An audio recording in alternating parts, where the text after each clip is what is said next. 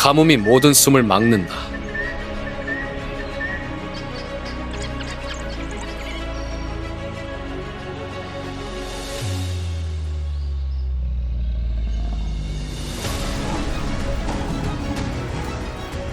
목마른 무리, 지도자 없는 무리, 그리고 풀밭에 도사린 복수심.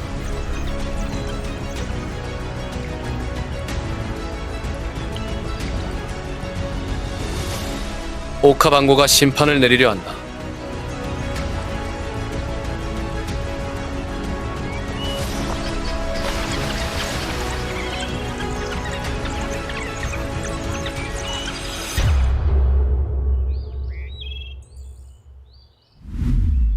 아프리카 늑대무리. 그을린 땅에서 권력이 무너진다. 오카방고의 태양은 붉게 달궈진 강철처럼 갈라진 땅에 불을 퍼붓는다.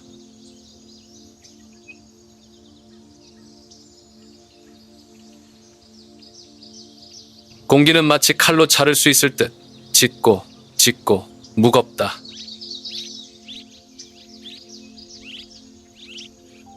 뜨거운 열기 아래 먼지가 번쩍이고 여전히 경련하는 몸에서 피어오르는 신선한 피냄새가 뒤섞인다.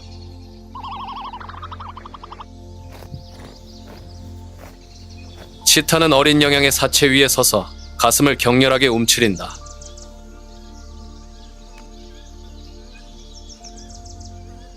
가냘픈 어깨는 빠르게 숨을 쉴 때마다 떨리고 입에서 나오는 열기는 햇볕에 녹는다.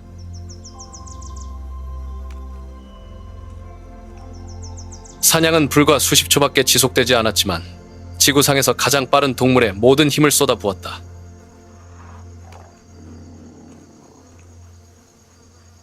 치타는 몸을 굽혀 이빨이 살에 박히도록 하고 작은 조각들을 낸다.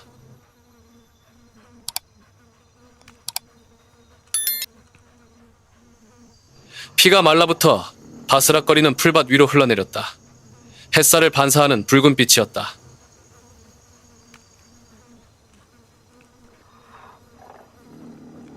치타는 귀를 실룩거리며 멈춰섰다.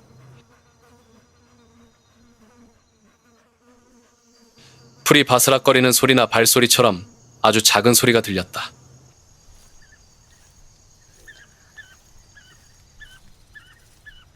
치타는 고개를 들었다. 바람의 방향이 바뀌었다.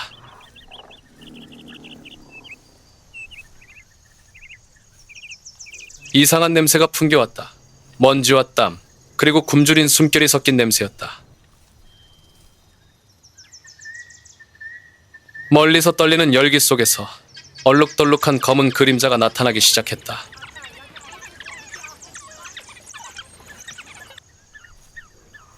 고개를 숙이고 귀를 세우고 꼬리를 휘둘렀다.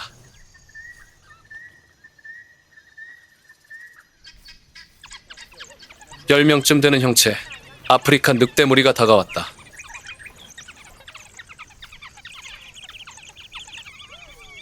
그들은 일렬로 걸었고 발걸음은 고르게 짖거나 비명을 지르지 않았다.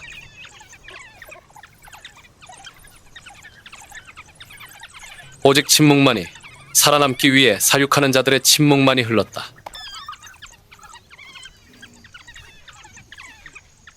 치타는 나지막이 으르렁거렸다. 약한 포효였지만 마치 칼로 돌을 긁는 듯한 날카로운 소리였다. 치타는 그들이 함께 나누려고 온 것이 아니라는 것을 알고 있었다. 피냄새가 다시 한번 오카방고 강을 깨웠다.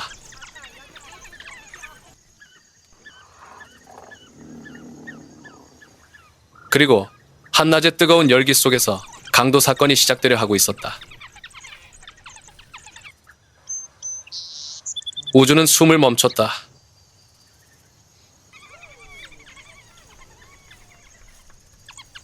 붉은 먼지와 신선한 고기에 매콤한 냄새를 실어 메마른 바람이 휘몰아쳤다.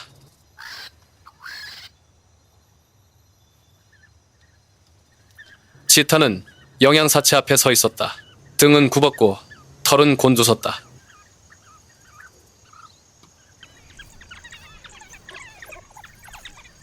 치타의 눈은 가늘어졌고 경계와 절망 사이에서 황금빛 빛이 빛났다.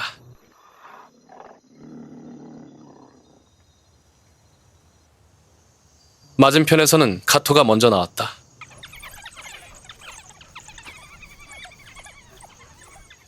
회색 털은 먼지로 뒤덮여 있었고 몸은 야위었지만 눈은 밝았다.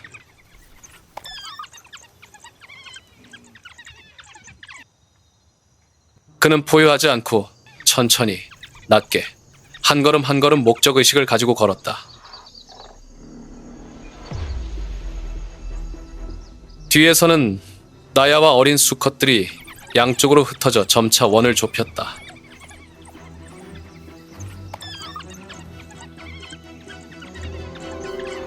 불평등한 전투가 시작되었다.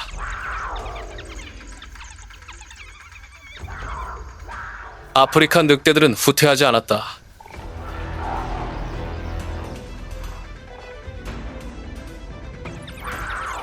그들은 영토를 위해 싸우는 것이 아니라 배고픔을 위해 싸웠다.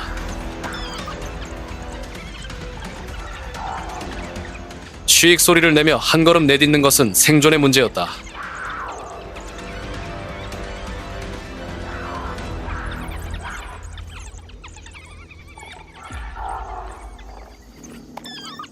치타는 숨을 헐떡이며 후퇴했지만 주변의 그림자는 검은 연기처럼 빽빽하게 드리워져 있었다. 포효, 쉬익 소리.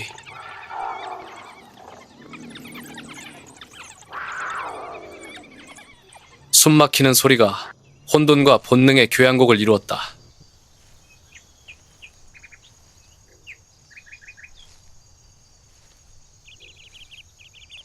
카토는 아무 말 없이 몸을 굽혀 패배한 늑대들이 닿지 않는 곳에서 영양의 사체를 잡아당겼다.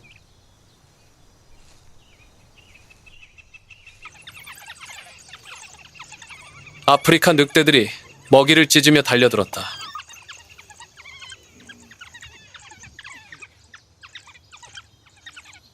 살이 찢기고 뼈가 부러지는 소리가 한낮의 햇살에 휘몰아치는 마른 바람 소리와 뒤섞였다.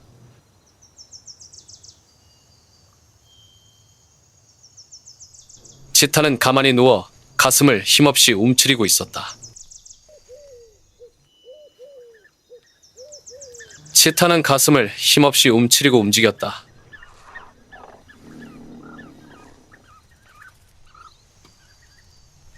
치타는 고개를 들어 먼지가 여전히 날리는 저 멀리 늑대 무리의 검은 줄무늬가 강렬한 빛과 뒤섞인 곳을 바라보았다.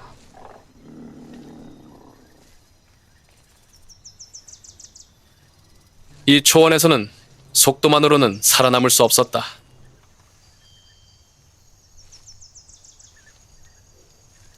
그리고 오카방고의 건기에는 가장 빠른 사냥꾼도 약탈당할 수 있었다.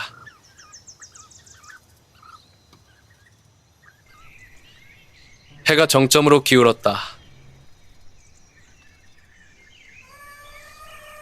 아프리카 늑대들의 불타는 만찬을 둘러싼 공기는 피와 먼지 냄새로 가득했다.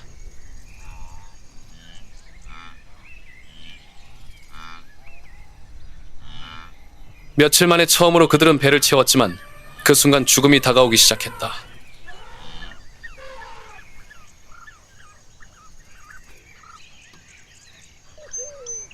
멀리 땅에서 피어오르는 열기 속에 거대한 황금빛 그림자가 나타났다.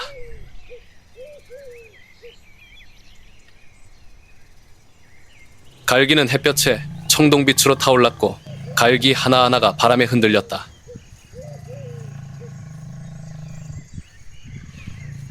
거대한 사자는 마치 폭풍이 폭발하기 직전 힘을 모으듯 묵직하고 조용했다.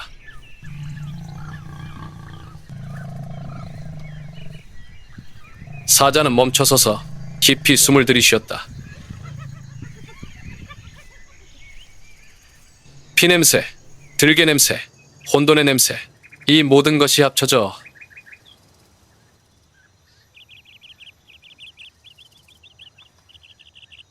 대초원의 지배자를 향한 거부할 수 없는 초대로 이어졌다. 카토는 고개를 들었다.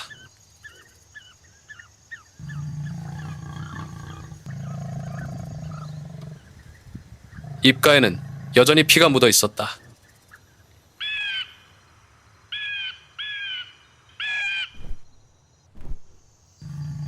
깊고 긴 쉰 포효가 땅속 뼛속까지 울려 퍼졌다.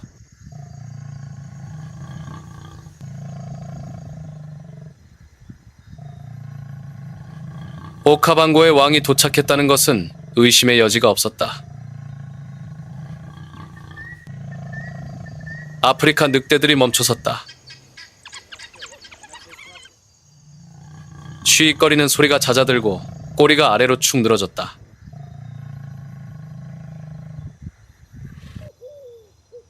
그는 대열을 유지하려 애썼지만 본능이 흔들리기 시작했다.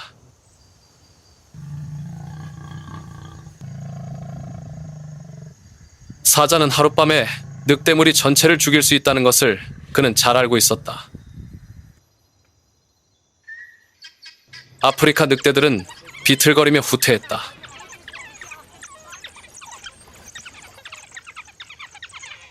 혼란 속에서 카토의 눈은 자부심과 절박함이 뒤섞인 빛으로 가득했다.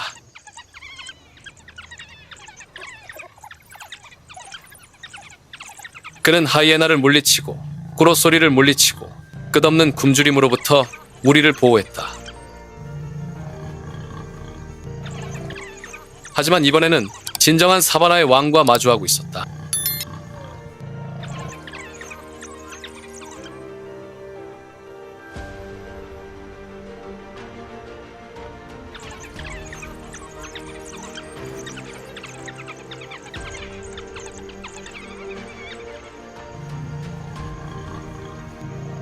사자가 돌진했다.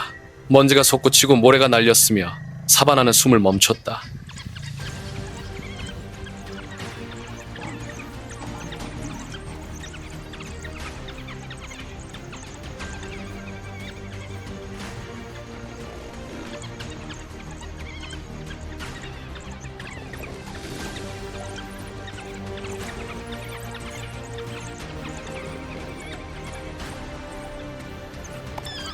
사자는 몸을 굽혀 카토의 목을 물고 마치 트로피처럼 그를 끌어당겼다.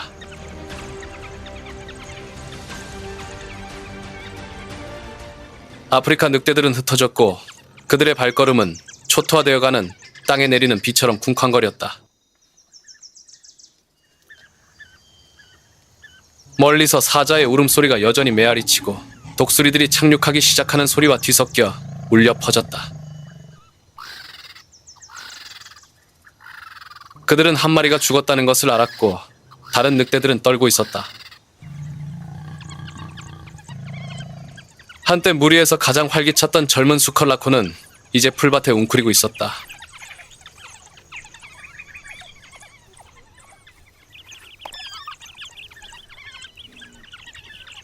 그의 눈은 끊임없이 움직였고 바람에 휘날릴 때마다 그의 몸은 살짝 떨렸다.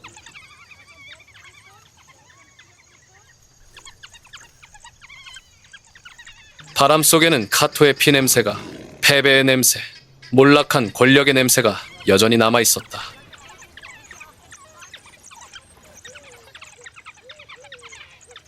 아프리카 늑대들은 한때 속도, 단결, 규율의 상징이었다.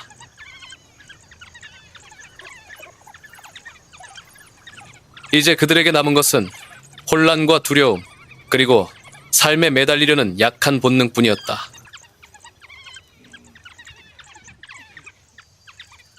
그리고 오후의 바람 속에서 독수리들의 울음소리는 마치 이전 지도자를 위한 작별 노래처럼 울려 퍼졌다. 그리고 수년 만에 처음으로 아프리카 늑대들은 더 이상 자신들이 지배자가 아니라는 것을 깨달았다.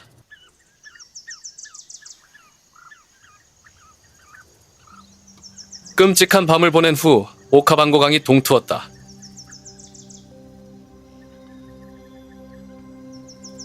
새벽녘 햇살은 따스함을 가져다 주지 않았다. 차가운 하얀색이 땅바닥에 말라붙은 핏자국을 비추고 있었다.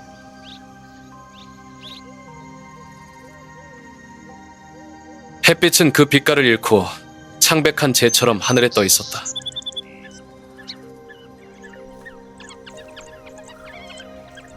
피룰프 무리는 한때 전쟁터였던 땅을 조용히 가로질러 나아갔다. 쉬익하는 소리도 신호도 소리도 없었다. 마른 풀밭 위로 바스락거리는 발소리만이 들렸다.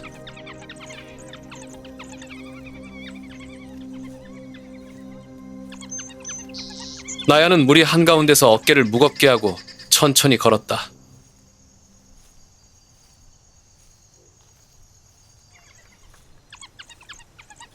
썩어가는 살과 피 냄새를 실은 뜨거운 바람이 무리를 떨게 했다. 더 이상 정확한 대형도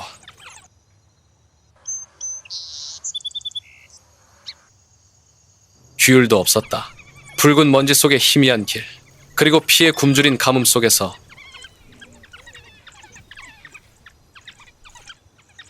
무리를 이끌고 가는 한 남자만이 있을 뿐이었다.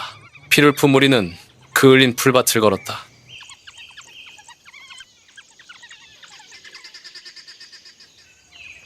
숨 쉴 때마다 타버린 풀과 먼지 냄새가 진동했다. 저 멀리 작은 호수에 반사되는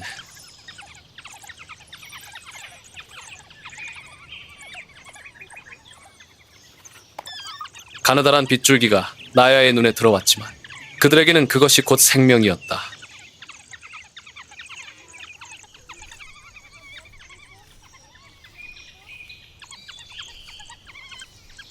고개를 숙인 채 눈은 절망으로 빛났다.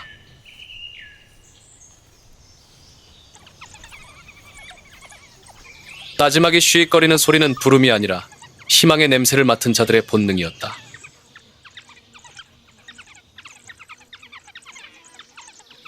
나야는 천천히 걸으며 앞장섰다. 그녀는 멈춰섰다. 앞쪽의 물은 탁했고 더러운 거울처럼 햇빛을 반사하고 있었다.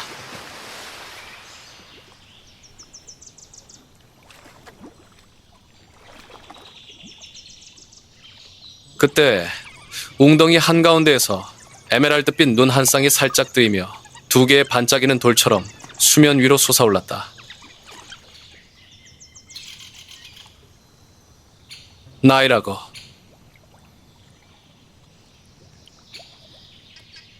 아프리카에서 가장 완벽한 매복 사냥꾼.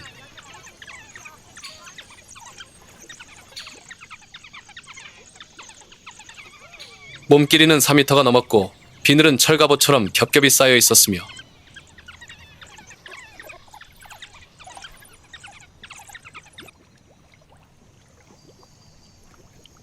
각 판은 햇빛에 금속성 빛을 반사했다.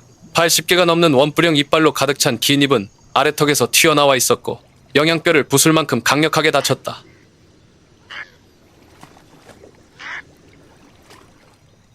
하지만 지금 악어는 기괴하게도 움직이지 않았다.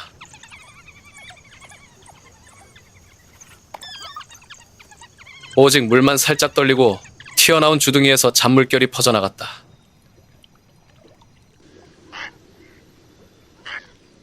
나야는 나지막이 으르렁거리며 무리에게 멈추라고 경고했다. 새끼들은 몇 걸음 더 나아가 물속을 응시했다. 갈증에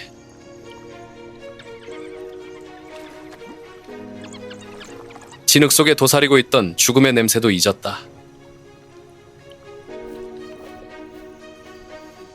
마치 땅이 깊은 숨을 들이쉬는 듯 펑 하는 소리가 났다. 그때 물이 터져나왔다.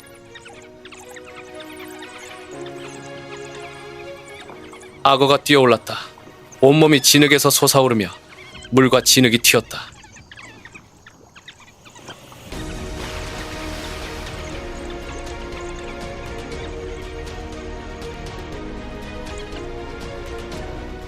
강력한 돌진이 빗나갔지만 마치 죽음의 신이 직접 경고하는 듯 야생 갯대를 스쳐 지나갔다.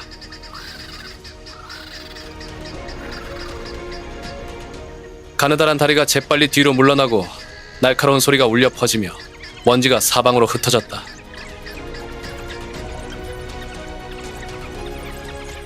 아프리카 늑대들은 뿔뿔이 흩어지며 진흙 가장자리를 맴돌았다. 심장은 쿵쾅거렸다. 악어들이 떨어지고 물이 치솟았다가 천천히 깊은 곳으로 다시 빠져들었다. 호수는 마치 아무 일도 없었던 것처럼 부글부글 끓고 흐릿하고 고요했다.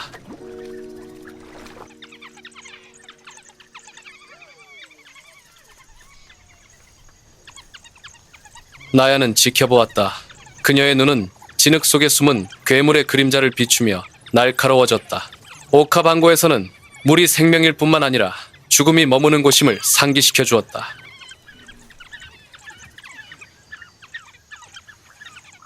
오카방고 델타에 오후가 천천히 내려앉았다.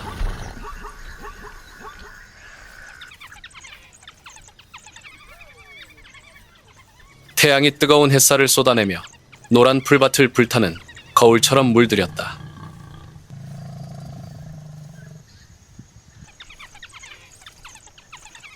멀리서 깊고 짙으며 꾸준한 소리가 마치 지구의 심장 박동 소리처럼 울려 퍼졌다.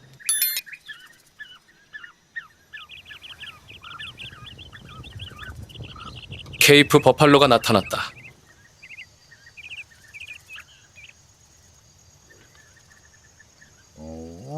백 마리가 넘는 그들의 거대한 몸은 검갈색 털로 뒤덮여 있었고 어깨는 높이 솟아 있었으며 머리에는 초승달 모양의 뿔이 무거웠습니다.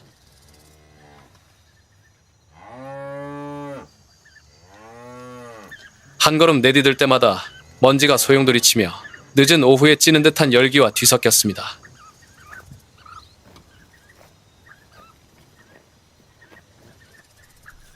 그들은 느리지만 질서 있게 움직였고 마치 살아있는 강철 덩어리처럼 서로 가까이 붙어 있었습니다.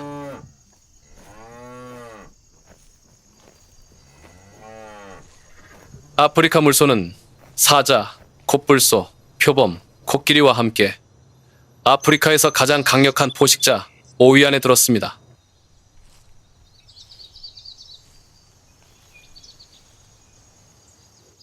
성체의 무게는 최대 900kg에 달하며 그 뿔은 사자를 넘어뜨릴 수 있을 만큼 강합니다.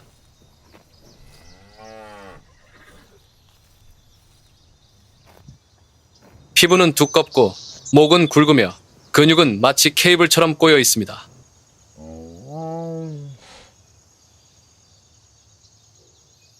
뿔은 바닥이 합쳐져 보스라고 불리는 뼈로 된 방패를 형성하는데 수컷 사자의 강력한 물림에도 견딜 수 있을 만큼 단단합니다.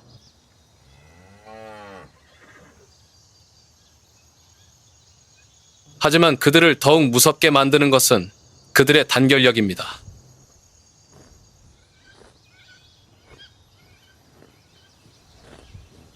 한 마리라도 공격당하면 무리 전체가 뒤돌아섭니다. 그들은 살아있는 벽을 이루며 포식자를 향해 포효하며 곧장 돌진했다. 초식 동물 세계에서는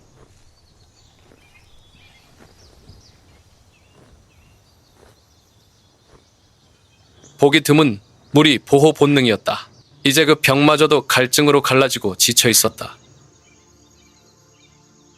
무리는 햇볕에 그을린 대초원을 수십 킬로미터나 이동하며 이제는 재와 뼈만 남은 옛 땅을 남겼다.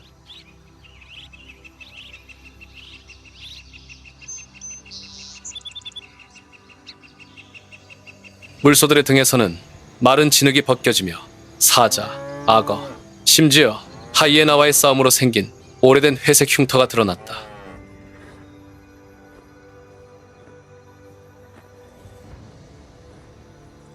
커다랗고 뿔이 두껍고 노란 눈을 가진 황소가 멈춰섰다.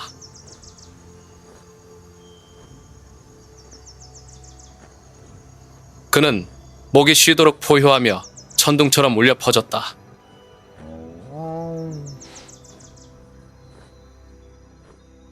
그 외침은 별집 신호이기도 했지만 무리를 잘못된 길로 이끄는 지도자의 절박한 외침이기도 했다.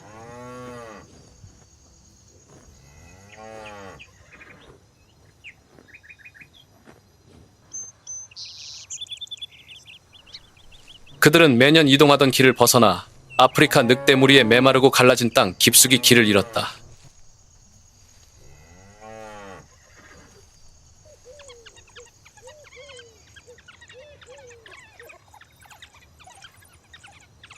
물 한 방울, 푸른 풀 한 포기 없이 오직 타는 냄새와 먼지, 그리고 포식자의 숨결만이 남았다.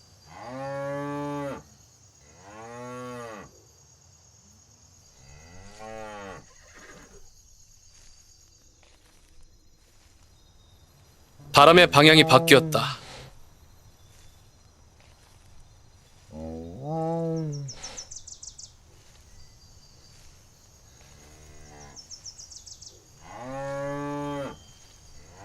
들소 냄새는 날것의 진흙처럼 강하고 축축하며 묵직했다.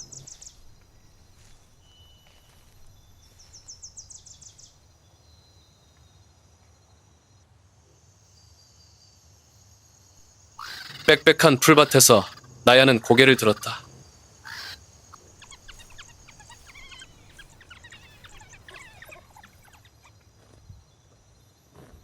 귀는 쫑긋섰고 눈은 가늘어졌다.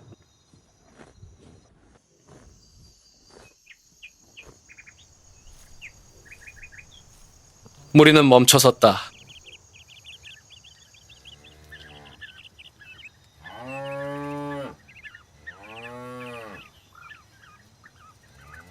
코가 살짝 실룩거리며 깊이 숨을 들이쉬었다.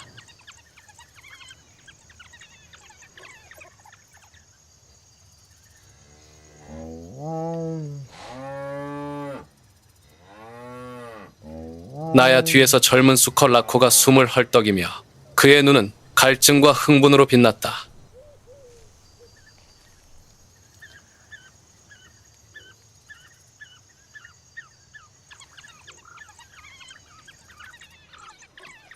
그는 부드럽게 쉬익 소리를 내며 무리에게 무언의 신호로 고개를 숙였다.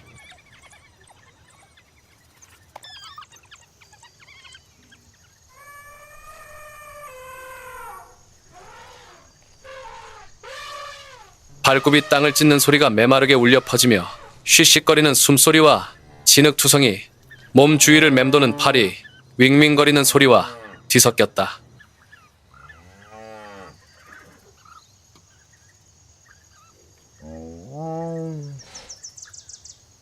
아프리카 늑대 무리는 여전히 숨어 있었다.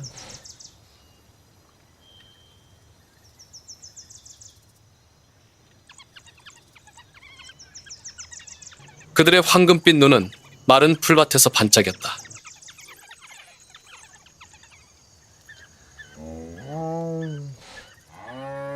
각자 앞에 놓인 기회를 알고 있었지만 실수할 경우 사형 선고를 받았다는 것도 알고 있었다.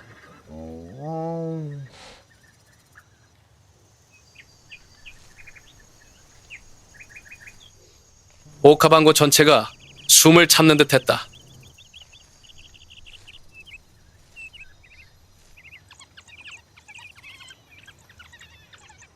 바람은 불길을 멈췄고 먼지는 날림을 멈췄다.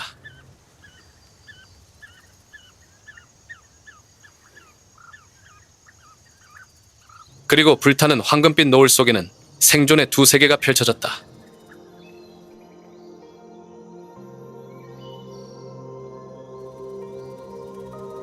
배고픈 들개들과 끈기 있는 거인들은 서로를 바라보며 생존을 위한 싸움에 새로운 장을 쓸 준비를 하고 있었습니다. 지도자가 없는 무리, 목마른 무리, 그리고 풀밭에 숨어있는 복수심에 불타는 포식자.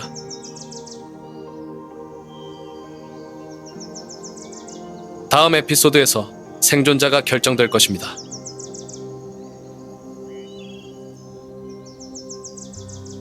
다음 야생동물 생존 시리즈를 놓치지 않으려면 알람을 울리고 구독하는 것을 잊지 마세요.